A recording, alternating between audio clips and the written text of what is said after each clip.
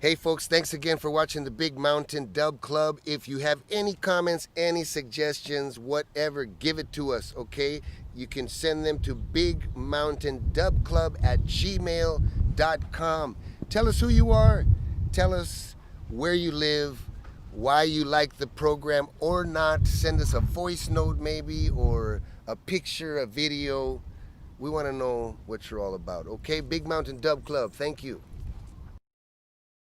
If you would like to contribute to the Big Mountain Dub Club, we have opened a Big Mountain Dub Club Patreon account just for that. Allows you to contribute using a credit card or a debit card. We will have different tiers in the future, giving away different items like t-shirts or maybe a inside view, some old archival video of Big Mountain demos, things like that. We're going to find a way to allow you to choose from a number of different tiers, okay? Thank you for your contribution. To contribute, go to patreon.com, that's patreon.com/Big Mountain Dub Club. Thank you for your support. All right, we are here. Dub Club finally. Dub Club Friday. Thank you everybody for tuning in. Welcome, welcome, welcome. Well, this is a very, all dub clubs are special. This one is special because we are engaging in a fund drive to help my friend Djai, Tanji, a female painter from Legazpi City. It's in the Bicol area of the Philippines. And to try to keep the theme all intact, we interviewed some Filipino reggae artists. The Philippines is a real strong region for Big Mountain.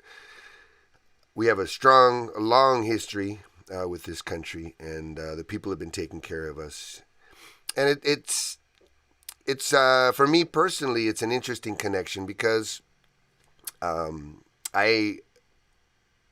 the first time I went to the Philippines, seen so many parallels between Mexican culture, the culture that I partly grew up with, and the Philippines is always interesting. I'm really into history and the whole colonialism question has just kind of dominated a lot of my curiosity in life, and so I've always been a very strong observer of how people go about doing things, what makes people tick, right? I never get tired of comparing, contrasting, seeing how this whole historical colonial experience has affected all of us, because I really truly believe that what we're trying to do and what reggae music is trying to do is trying to get us back to a place of innocence, right? A place where we're no longer trying to act like somebody. We're no longer trying to, find some sort of ingredient in us that's missing. I believe that a lot of us are walking around this world insecure about our own cultural heritage, and that's what reggae music, I believe, is here for. I truly believe reggae music is that medicine. It is that healing medicine that allows us to go back, investigate our past, investigate our roots, investigate our ancestors, right, and investigate what is the process that has kept us from truly being able to connect with our past, connect with how proud we should be as people for the valiant story of our ancestors. Djai, we're going to play an interview that I had with Djai coming up right now. We got an election coming up in the United States in a few days. It's really intense. People like my mom are going crazy right now. They're looking at the polls. They're looking at any little sort of sign of which way things are tipping. It really confuses me these times because I kind of feel like once again this electoral process manipulates us. It really does. And I wonder how much can be done really with this type of system. How much change can come about. One thing I do know though, I don't know how much change can come about throughout the American electoral process, but that change that can happen through people actually living resistance and living revolution and living, hope, living, the idea that we keep on knocking on this door of whatever it is, freedom or equality,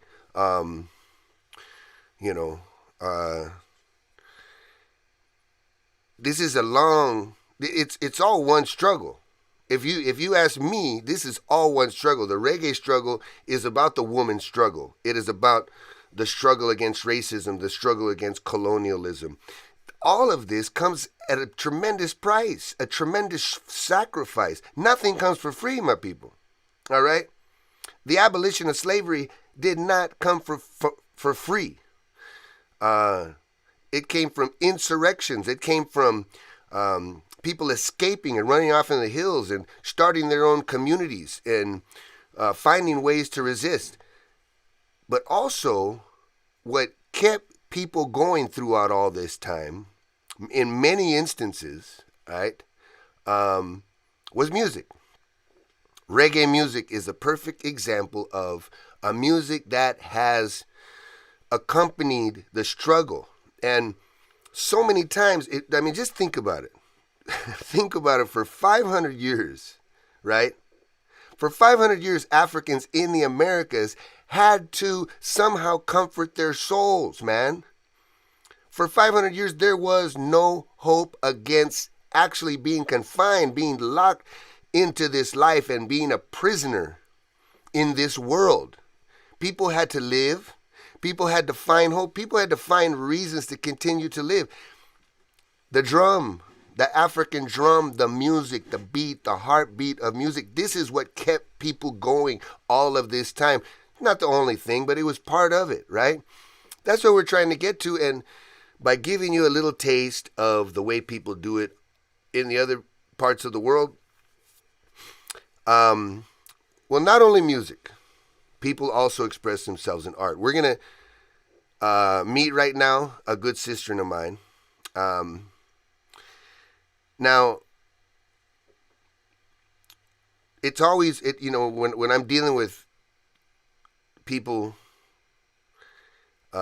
talking to people, collaborating with people in another country, I always have to be really careful about how much my own fire comes into the relationship, right, in terms of politics, because I always want to inject politics. That's just who I am.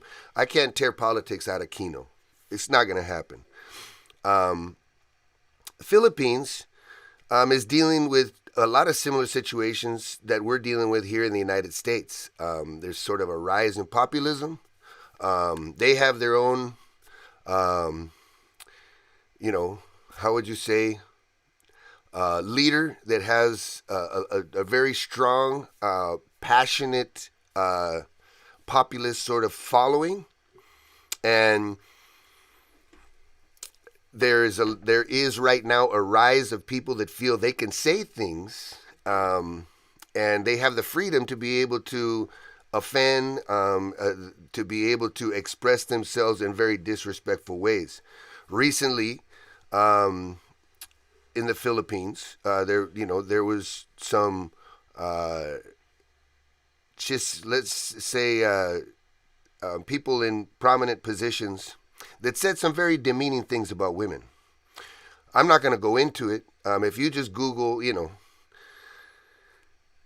if you research it, you'll find out some of the really, really disrespectful things that were said in the press, and specifically about women and about women that are trying to organize and trying to get young women conscious and engaged and and feeling good about themselves, feeling strong about themselves, feeling good about being able to stand up to misogyny and sexism. All right, well, this happens in the United States, right? We have a president that runs around and talks about grabbing women's genitals and stuff like that in open. He has no issue. Just last week, I mean, some of the things that he was saying, this guy is so ignorant. And we can't sit by and let this things like this be said without counteracting it, without standing up to it and saying, no, that's not right. That's wrong. That's disrespectful. It's the wrong example to be setting out. And bottom line is, we need to defend our sisters. Those of us who truly believe this, who truly believe that women have already had to deal with way too much disrespect, being shut out of the system, being railroaded in this world, and not being able to contribute their energy that is sorely needed, right? Because men obviously have failed. Men run the world.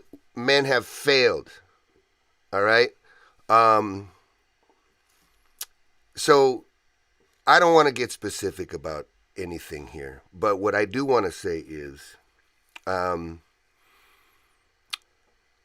it's not just music that inspires people and keeps people moving forward, keeps people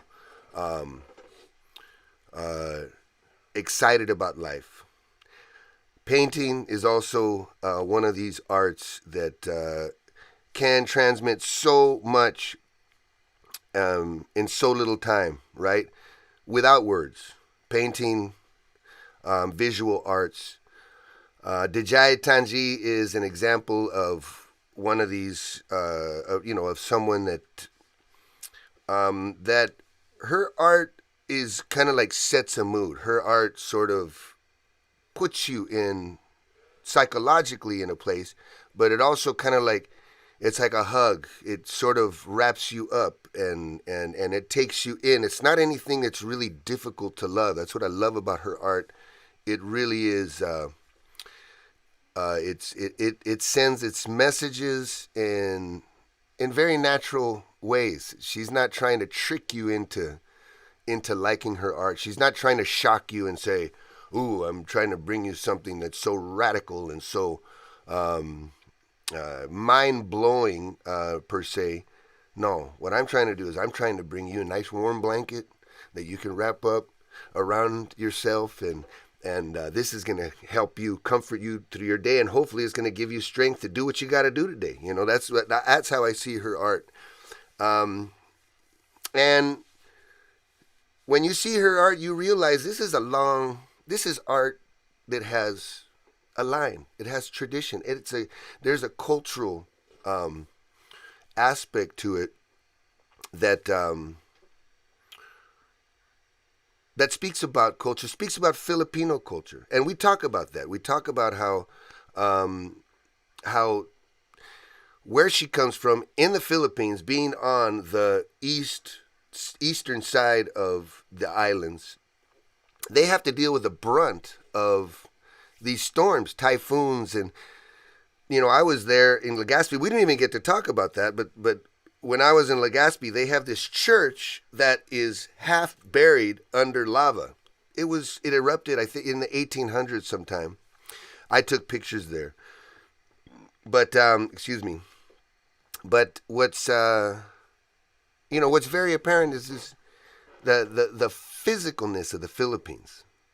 Philippines is just a very physically, geographically volatile place, and that feeds into the people, that feeds into the culture, that feeds into the art, that feeds into the music, that feeds into the personalities. Filipino people are really enduring people. They're people that can get knocked down and they stand back up. I was in the Philippines in February with my good friend Jesse Cambosa, and right before I took off to go to the Philippines, Taal volcano, which is literally a 3-hour drive from Manila, erupted. So we were dealing with the reality of that. We went and played some benefits for the people affected by Ta'al. Some of the people there.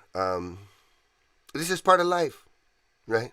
So it's part of life, dealing with getting knocked down by the earth, sometimes by Mother Earth, the way she is, but having to stand up and putting it all to piece it back together again.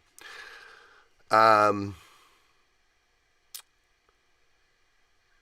gonna leave it there because I can talk about some other things. I kind of want to touch on the election, but from a perspective that I think we all need to tie into, just to stay conscious so that we stay sane, or else we'll go crazy. You know, politics will drive you crazy, and it's not supposed to, or I should say, it shouldn't drive you crazy. We should not let politics drive us crazy.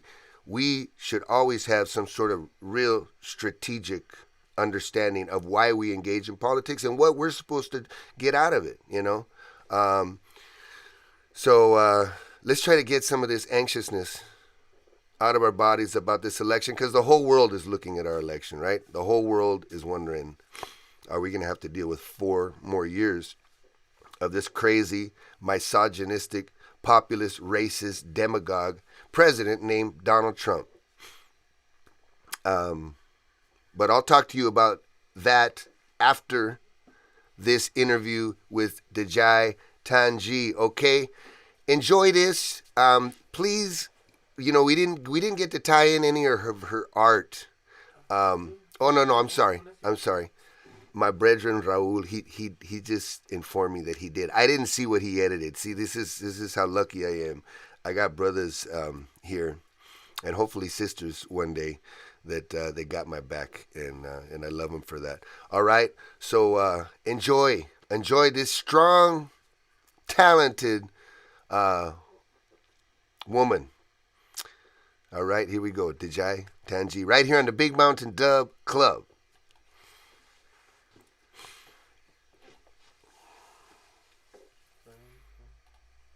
We're coming. It's coming.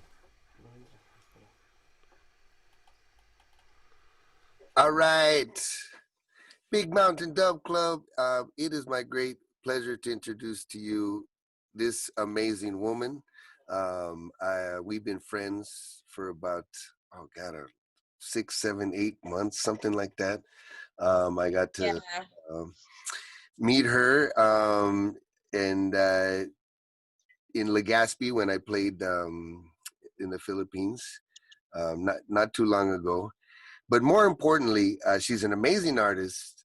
She's somebody that inspires me because I just love how her art connects with me, how earthy it is, how just natural it feels. It's like she's so easy to be a fan of because her art just is like, immediately you just go, yes, that's me. I'm human. A lot of her art is about being human. It's and we haven't even been able to discuss that. We're friends, but we still have a lot of beautiful things to talk about. Let me introduce to you from Legazpi City, Philippines, this amazing artist, Djai Tanji. Yeah, hi. Hey, Kina. Thank you so much for having me here. So, yeah, Thank you for being with us. of course. I know you It's guys my just got pleasure. through. Actually, really happy that you invited me here. Thank you. Um, well, your life is always exciting. I know you guys just got through with a typhoon. I hope everybody's okay in your community. I hope it, Of course, yeah. I know. So far, so everything's okay here. I mean, the typhoon was like a few days ago, and you know, Bicolanos are naturally resilient, and we're really used to it. November and December, it's typhoon season, so we are prepared somehow. But of course, you know that the devastation after still shocks us a bit. But we have to cope. We have to. So right now, we're doing okay and preparing for another typhoon that's about to come in a few days actually, and there's another typhoon after that. So we're totally preparing and hoping that it's gonna land on another direction. All right, so catching up on our conversation after some technical issues. You were talking about all the typhoons coming towards you right now. Yeah. I would imagine that this sort of, you know, life and just kind of, I mean, being on that side of the Philippines where you guys are always dealing with everything that comes from the Pacific, it must translate into art some way, yeah? And, you know, I mean, in your own art, but has this been, is this Yeah. deal with in your community? Is this just kind of like a way of life?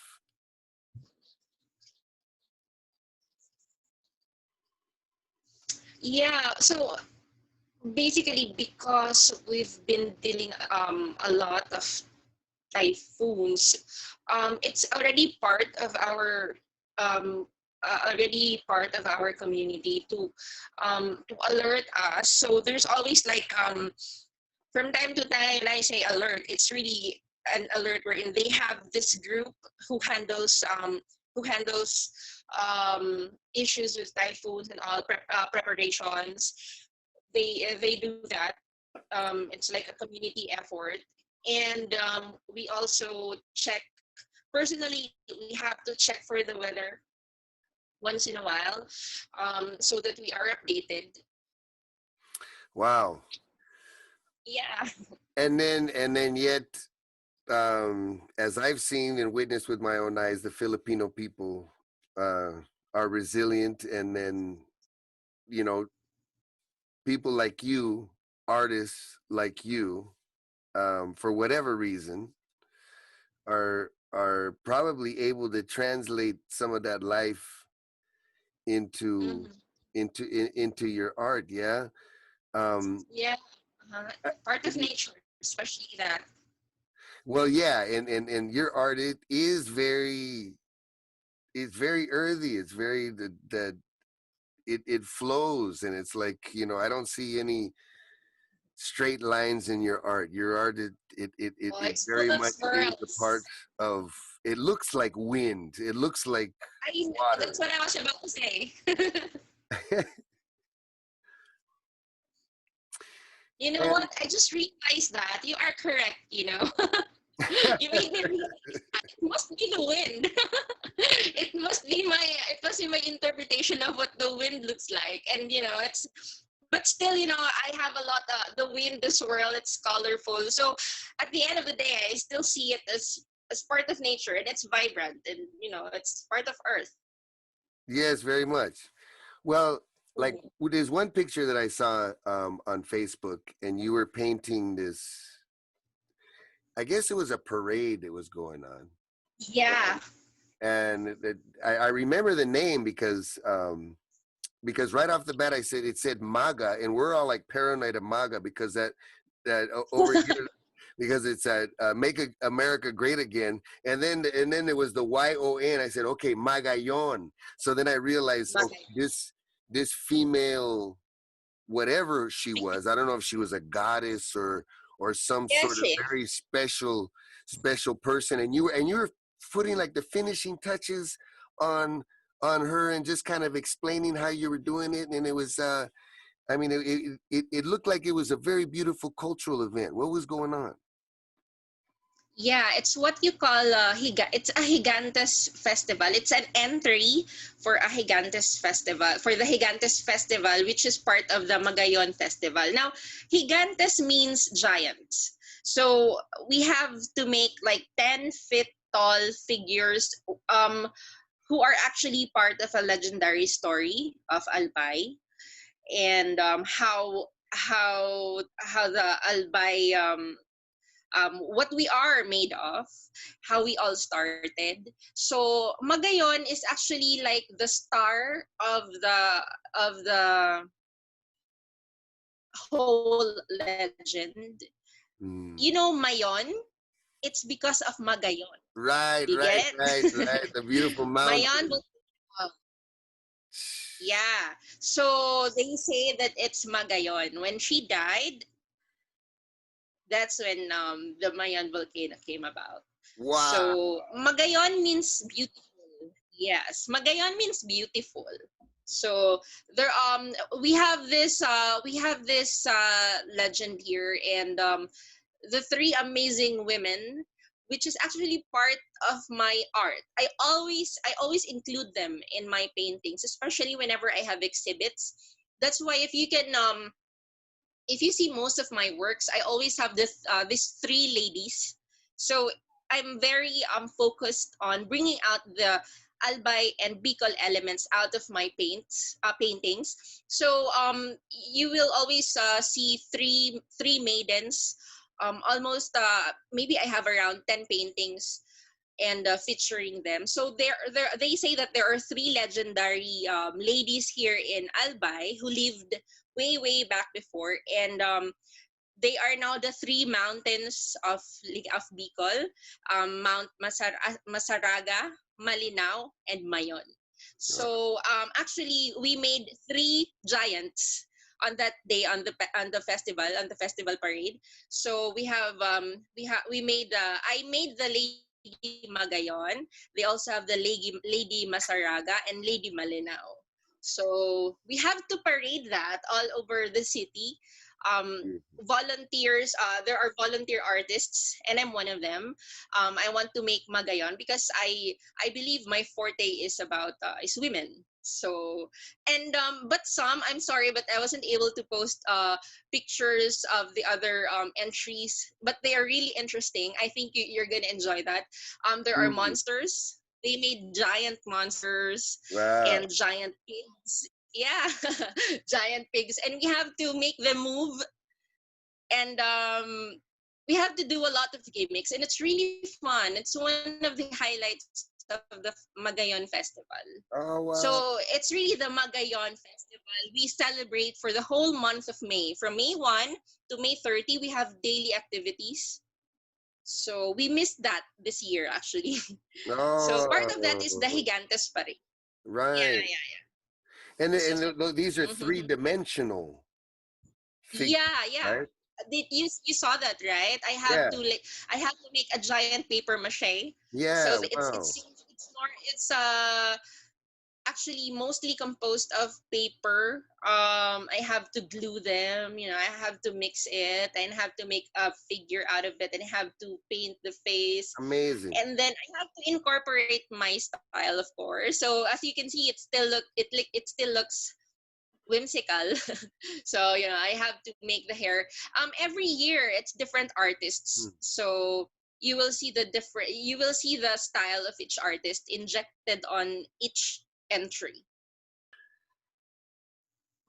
So, you know, about something that I want to ask you about that that stands very front in your art, and you already alluded to it, was just the whole womanness of your art, and just me knowing, and I'm not, I don't want to try to, like, paint the victim here or anything like that, but we know that women are attacked all over this world, and it's been happening for centuries, and it happens today and everything like that. And it's just kind of, I saw some stuff in the papers, in the news the other day, specifically dealing with the Philippines. And I'm not trying to bag on the Philippines, because we know the whole world is sexist against women, right? But Yeah. I always see your art as being very non-apologetic, and Thank you for coming saying that. straight forward, um, and you taking chances. I know. I've been to the Philippines enough times to know that it's a conservative place, right? And I live in a place like Mexico, where the church has its weird little psyche over the heads of the people, and I know that you got to, you Yeah. can't, you can be bold, but you have to be strategic about it, but I see that you That's correct. you're straightforward about your values. Yeah, especially considering that I come from the province, so it's more conventional. But that's why I really have to be bold about it, and it really takes courage, especially since this is a small community I'm living in, so everybody knows everybody. So I'm really glad that I already established a name in regards of of making art. Um, but in establishing that, I really have to be firm on what I believe in, and what I stand for. But it's effortless since I think it's already my character to be bold, carefree, and free. So it's really in my part, I don't have to exert a lot of effort to express what I really want to show. But it's not in my character to convince them, but I will just show you through action that I am doing something. But you might not hear a lot of words from me, but you can see it in my action, in my works. So I'm pretty sure, and I don't post any negative stuff also in my social media. Um, not that I don't post anything, but I try to ward it off. I just want to fill it with positivity and colors, and I think it helped because you know I think especially right now of what's happening right now. So I try to post at least positive stuff, my art, anything vibrant or colorful, anything that can brighten up your day, Yes. because everybody's been posting stuff about what's happening, negative stuff. So I think as an artist, though I'm in hiatus, it's my duty to myself to help the others at least have a beautiful morning. That's why I always post beautiful paintings every morning. At least there's something different in their news feed. So, so something like that. And in regards to expressing my the boldness and the audacity of my paintings, it's really natural. I think my personality. So I'm really up for anything. So even on paintings, I mean, it's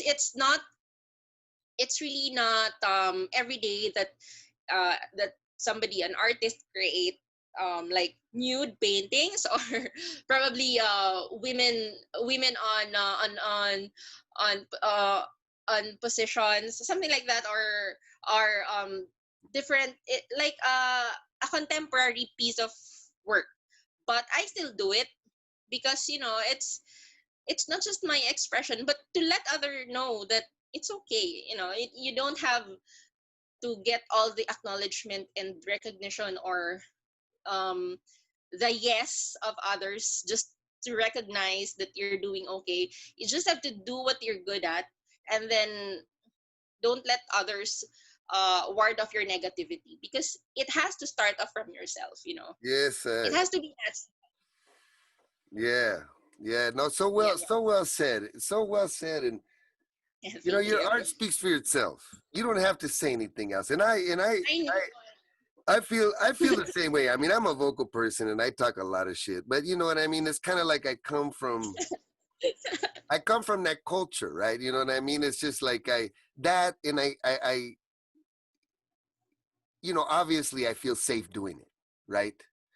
And Yeah, and yeah, I, yeah. and I know that it's not like that everywhere. And we have to be, and we have to be careful sometimes, man. It's just a reality of where we're at. But your art is so effective. It is very effective of letting people know how comfortable you are with the whole idea of the body, and Yeah. you know and Many and of women, and it's freedom true. and just us. I see your work is saying no shame, just for just be who No you are. apologies. and be natural and really try to be grounded in the humanness, and that's what your art tells me straight out. um Thank you. I know you've had a tough time doing your art though Mm-hmm. lately. um Yeah. And part of this episode is to try to help you with that situation. And if you could just, whatever you feel comfortable sharing with the viewers out there about what you're going through right now, what's not allowing you to be as productive as you'd like to be. Yeah. So that's the thing. I used to be really prolific when it comes to making art. So like in a day, or I have to finish at least two projects, and I have to engage on several because I do guest speakings in universities here. Sometimes they ask me to sit as a judge and do inspirational talks on students, and I really enjoy it. So just imagine I juggle that with and motherhood, of course, and creating another project, and there's already a line piling up, and it would be okay with me. But after I was diagnosed with arrhythmia, which is it's actually RVOT, arrhythmia with PVCs. So that means my heartbeat is actually irregular. And I think I'm not too sure if it's because of me working so hard, because they say it's idiopathic. When doctors say that my case is idiopathic, it means it came out of nowhere. So they can't point out any specific reason as to why I got this. It's not hereditary, so they can't also say it's acquired. So when I learned about it, I just disregarded it for a while, but I have to go through several tests, and they say that my condition is I have to go through a surgery, and I was actually shocked because do I really have to go through that?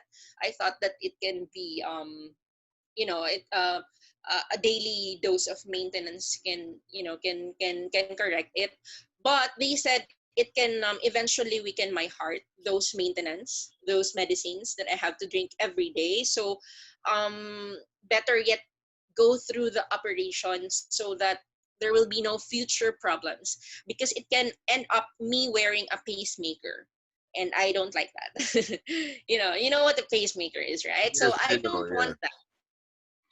Yeah. So basically that's the reason why I have to go through this, so that it doesn't worsen as I age. So, and they guaranteed me 99.8% guarantee that my lifestyle will be back to what it is before. And I'm actually excited about it because I really want to go back making art, especially since I'm really used to that lifestyle, and it's as I said, it's part of my system. Making art, making people happy, and giving off positive energy to everywhere I set foot to. So I really want that. Now, my condition is, as I said, is idiopathic RVOT, arrhythmia. That's what they call it. My heartbeat is somewhat like, it doesn't have any rhythm. It's jazz. It's like jazz. It spikes. It somersaults. It's got a Sometimes, swing. It's got a swing to it. yeah. There's no specific rhythm, and if it gives me, sometimes you can see my post that I have an oxygen tank on. I I'm in my oxygen tank because I have to the oxygen on my body. Sometimes it is affected because of my the pumping of my heart is, of course, again, I re- well, I it's not remember regular. So just I remember that you weren't able to yeah, catch most of our show. I remember you saw part of our show, yeah, but then you yeah. started feeling bad, and But you weren't able to. before I still tried working. I still tried painting, though I have this. But at the end of the day, everything that I earn is just going to my medications. So I said, might as well not do any projects because it triggers the attacks.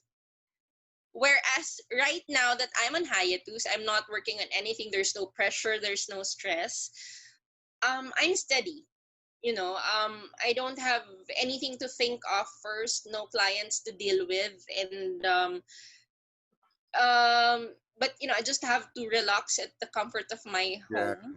no, Um, it's so important. that's the only way. That's the only way. Yes, I can think of that could help me. That could help me. Not to have any of these attacks once in a while. Because previously when I still tried to work, though I have this already. It really at the every end of the project it gets worse. So I that's their time I realized that I really have to stop. yeah. No. It's And later, stress. I'm sure the stress yeah, stress contributes, and I'm an artist too, and it doesn't. I mean, people say, yeah. "Well, you're doing what you love." No, I mean, when you have a client, Exactly. That's what I was about to say. when you They have a always ask client, that. You do you what still you got, love. you gotta you're stressed out. You It know? should be stress free. Yeah, Yeah, that's what they say. But if it's already like for example in my part, it's my bread and butter. So there's already a pressure, right? That you have to finish this, that you have to exceed the expectation of my clients, which is also my fault because I'm really such a perfectionist on yeah. canvas. I have So, the same problem. and my details and I'm really intricate details even on big canvas. So partly it's my fault. I'm putting too much pressure on myself, but as an artist I can't help that. It's Oh part no, of my style, and it's I'm sure. Yeah, I want. and I've seen. I mean, and I know how important you are to your community. I mean, I saw plenty of your art displayed in different places and restaurants, and just a short time that I was there, and I know Legazpi loves you, and I know Bicol, the region, uh, loves you, um, and and I know you're a proud Filipina, and I love the Philippines. And I'm Big Mountain and my band and everything that I have been throughout my life as an artist has been enriched by just the love that we've always received from the Philippines. And then finally, about 5 years ago, I started to tour to the Philippines and really understand um, how special a place it is, how diverse it is, um, Yeah. and the love, just the family vibes and how tight knit, how um, indebted people are or they feel to each other, and how deep that is. Yeah. So I know community runs deep in you, and that's why we need you Yes. at 100%, because because your community needs you, right? You're and Filipina artists need you. You're an example to all women out there that aspire to be great artists and as bold as you, going off and painting big walls. I've seen you with scaffolding, Yeah. pictures of you. I mean, that must be so scary to say, yeah, I can paint that. You look, say, I want this on this 20-foot wall. Okay, yeah, I can do that. That's got to be really daunting. And women need to see women doing that. Women need, and not that women can't do that, because we know that that women can do anything, but sometimes in this world we're we're robbed of that example, like who you are. So that's why it's so important that you get back out there doing what you're doing, because this is a good time. This is a ripe time. This is a ripe time for you to be doing what you're doing. Yeah, and also in my opinion, actually artists here are very are kind of scared to do a full-time work like for example, in my case, I'm already a mother of four, and I used to have a steady job, that gives me steady income, way back before in Manila. And it's when I entered the art scene, it's really a gamble, because reality check, this is a third world country. Everybody is not capable, or even those who are earning, taxpayers, those who have jobs, though they have steady incomes, they are still not capable to, um some of them are not capable to buy, stuff like this, like art. They are able to appreciate it, but because we are living in a third world country, it's still not, it's really not a necessity. So as an artist, we are kind of scared if will will this be able to help pay our bills, or will it sustain my family. Mm. Although they have this urge, this artistic urge to do so, it stops that.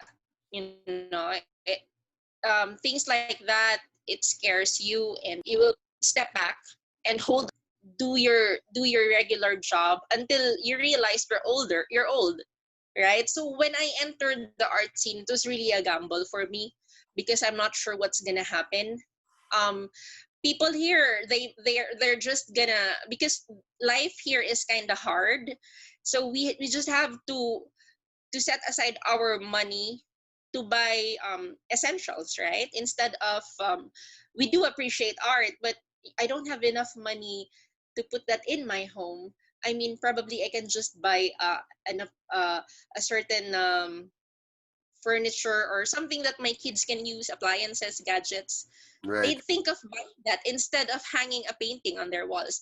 That's why I really super duper appreciate it every time a client of mine really takes time to save up and buy a piece of artwork, because it's not really normal here to do that, because we're not really a rich country, so it's No, hard to establish that, and and make these people, like for example, for example, I'm earning and I have a job. Why would I buy that? And if I can just probably buy these essentials and necessities, right? So it's really difficult to to convince people to hang a piece of your art in their home and do that. So it's really I'm really thankful that I'm already in this stage of my art life, that I already have clients, established those followers, and I already have a network who really trusts my artistic instinct and all, because not everybody can be so, you know what I mean. yeah, no, I totally do. And being an artist, I understand the value of art is so strange, right? And like you say, it's something that as a parent you sit there and you think about your child going into art. Even me, I encourage my children to just do what they want in their heart. But when I think about art, it hurts me, because I think about, oh gosh, I think about what they're gonna have to deal with, and just the So, the possible, what do you call it, make or break it, right? when you're the denial, and not the denial, but the rejection, right? That's the word I was Yeah, looking. yeah. Just Because in like, art, it's like it's making it or breaking it. If you make it, that's good. But it's really what they say, that art is a struggle. Is a struggle. It's real. It totally, really is a struggle. totally, and it's painful, because we put everything into this, and then when we don't I get the know. reaction that Yeah. we hope, it's painful, man. And as much as you can try to guard yourself from that, it's real. And but as you've proven, we got to be valiant, right? We gotta walk into this and say, hey man, whatever whatever anybody thinks, then that's their opinion. But I think your story has been something that we all can be proud of, Djai, and we're gonna do whatever we can to help you out with the situation. But more importantly, just thank you for sharing your story with everybody here, our little family on the Big Mountain Dub Club, and just being the wonderful person that you are. I can't wait to get back to Legazpi. Hopefully, once this whole world gets back to, it's never been normal, right? But something closer than that. But thank you. Thank you so much for doing this effort to help me out, and I'm really touched. And I've already have several they've already held several events for me and all, but because of this and anyway, this pandemic, it has a lot of um it has cost a lot of things. And one of it is, my scheduled operation, it was canceled, it was postponed. But I think it's also, I'm seeing it as, I think I was given more time, not just to save up, but to at least settle my pace, because I'm already doing a slow pace before the pandemic. I feel like, everybody's so fast. The world is turning so fast, and me, I'm steady. I have to be steady. Now, when this pandemic happened, um, everybody everybody is like settled on a steady pace, like everybody else, right? Everybody's in slow motion, and I was able to hold up. So I'm already I'm quite happy that at least I was given an opportunity to rethink, and not be pressured, because everybody is undergoing a lot of stress right now, not just emotionally, financially, so it has taught me a lot. Thank you very much for this beautiful conversation. All right, there we go. My sister Djai. If you can help her out, I know she would really appreciate it. You can go to GoFundMe. No, No? no, está en la página, el link en la página. En Okay. Facebook. All right. Raul's telling me it's Not on. GoFundMe, It's on the Facebook. something like that. Something like Oh, I'm sorry. It's not. Go Get Funding, I think. Oh God, man, I'm sorry. Go Get All right. Funding. The link is in the Facebook, the wall, the message board, and the advertisement for this episode 8 Big Mountain Dub Club. Cool, man. Next coming up, we got a interview with a band from the Philippines named BROWNMAN Revival. And when I got introduced to this band, or actually when I found out about this band, I was introduced to them, to their music, by somebody saying, "This is the big mountain of the Philippines." So right away, I was really intrigued. And we've been friends ever since. We met that year. We played a festival, the Exodus Festival, I think was the first place that we met there in Manila, put on by my good friend Jesse Gonzalez Cambosa. And it was just this huge concert, and some legendary Filipino reggae acts played. But we hit it off, me and these guys, and I could see right away why people said they were the big mountain of the Philippines, because they take on a very similar approach. And for whatever reason, we've ran into a lot of different bands all around the world. It's so interesting. And it's sort of a blend between this politically conscious but pop music and dark sounding music but happy sounding music. I always wanted Big Mountain, and and my bandmates too. Big Mountain to be diverse and to be able to do everything. Be able to play real heavy, emotional, dark, get into that mood. But at the same time, be able to bust out a real nice pop reggae tune, and do it right or the best we could. So Brown Man Revival, they take on that same little blend of styles of music, and just trying to keep same thing. We're not into the saying the bad words in our in our songs. I don't know what that. I don't even know why I brought that up, but there is something wholesome for some reason that we're trying to keep. But at the same time, be hip and cool and be in with the times. Uh, I'm talking too much. Let's listen to the interview. I'll come back after this one. I will play a little tune for everybody. Let me think of something good to play on my guitar. All right, so thank you for tuning in, everybody. Hope you're enjoying the show. Hope you're seeing that we're just trying to give you a little taste of what reggae means to people all over the world. And right now we're talking about the beautiful Philippines. I love you, PI, my Pinoy people. You guys send me so much beautiful, beautiful, inspiring messages all the time. I can never say enough about how you enrich my life. All right, enjoy. Here we go. Brown Man Revival. All right. Big Mountain Dub Club family, it is my great pleasure to introduce to you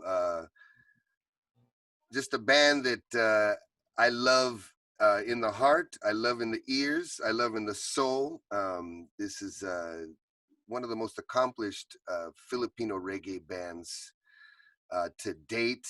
They have two full albums with Sony BMG Records, and it is my great honor to have on the Big Mountain Dub Club Brown Man Revival from the Philippines. Thank Yeah. you guys. Woo. Thank you, Right. Fino. Been an honor to be here. Oh man, well, you know, I finally got to see you guys in a nice, quaint setting. When we met, it was in the big festival thing, and there was big stages and sound checks and all kinds of stuff. Um, Last January and early February, I got to see you guys in a club finally, and just be able to relax and enjoy and really observe what you guys are all about. And I was blown away. Of course, part of the reason was because some of your material consisted of Big Mountain songs, which was a big ego boost for me. Thank you guys for that. I told you, brother, to be honest, and this is really no BS. Without Big Mountain, we wouldn't have been here. That's true. Well, thank you, brother. I think that's the greatest compliment that a musician can receive, especially a reggae musician, because I know you guys take reggae music to heart, and we want this music to heal our Oh, communities. definitely. Yeah. And just to give us a little bit of background, Dencio, I know you are the leader of this great band, and you've I know that it's been really important to keep this band in a direction that inspired you in the beginning. Can you give our listeners and our viewers a little bit of a background of how Brown Man Revival first got going? What I go back. I talk about Big Mountain and just sort of the reggae scene and just all these little. But it all starts off kind of in a garage, right? It all starts off in a very Pre- humble setting. yeah, pretty much. So here in the Philippines, we started off similar to other bands. Um, Not really in the garage, but close to it. We started off in college, a few friends in college. Um, a friend of mine introduced me to reggae via a cassette tape of Bob Marley's Legend album, and from there it got me going. We used to hang out and try to perfect, you know, some songs from that album, and from there really there was a different set of people who came and went with the band, but really it's still just to promote reggae here in the Philippines, and to promote the message of the music. Yes. And of course, you're the drummer, which I think drummers are the greatest producers. I always tell everybody, you can change any instrument in the band, it's still the same band. You change the drummer, it's a different band, right? But you know what? Let's go ahead and introduce everybody. Dencio, go ahead and Yeah, let the people know who you are. You first, go Dencio. bench. Ah, Yeah. me. Yeah. Okay.